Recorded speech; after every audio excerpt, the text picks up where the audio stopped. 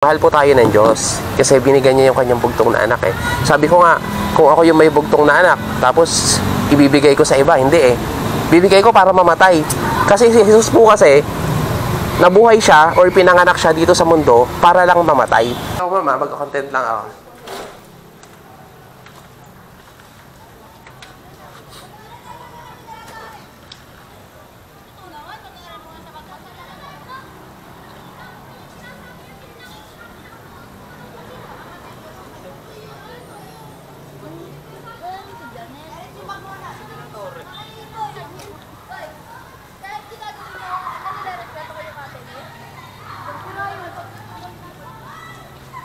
So, nandito tayo ngayon sa Museo Baler.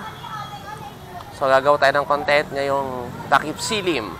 So, magpapabasa tayo ng salita ng Diyos, tapos mamimigay tayo ng donut.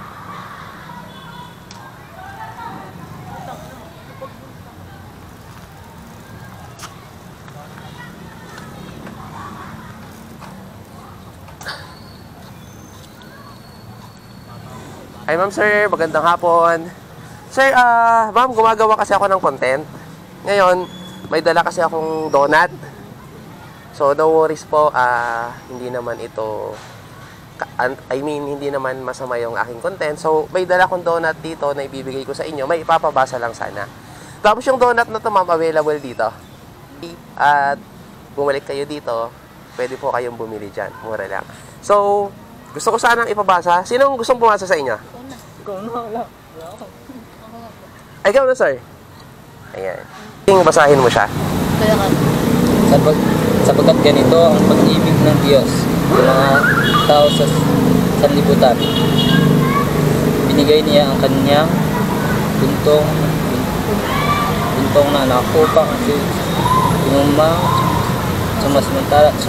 sumasamantalataya sa kanya ay hindi mapahamak, hindi magkaroon ng buhay na walang hanggan. Ayun.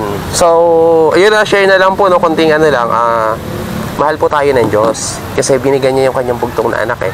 Sabi ko nga, kung ako yung may bugtong na anak, tapos ibibigay ko sa iba, hindi eh. Bibigay ko para mamatay. Kasi si Jesus po kasi, nabuhay siya or pinanganak siya dito sa mundo para lang mamatay. Ngayon, kung ako yung magulang, no way, hindi ko gagawin yon. Pero dahil nga po mahal tayo ng Diyos, binigyan niya yung kanyang bugtong na anak, na sinabi po na maliwanag, no, na kung sino man ang sumampalataya sa kanya ay magkakaroon ng buhay na walang hanggan. So yun lang po, no. Pili na lang po kayo. Ano po to? Pre-taste na rin po dahil maglalagay kami ng stock dyan. Ito po ay matcha chocolate. Apo. Anong gusto mo? Hindi po. Ikaw, sir. Hindi, pati na po kami. Hindi, sige lang. Naiya ka pa. Huwag na maya, ngayon lang yan. Thank you. Bukas po, ano na, binibili na. Sir, salamat po. God bless. Ingat po kayo. Thank you. Yan po tayo sa iba.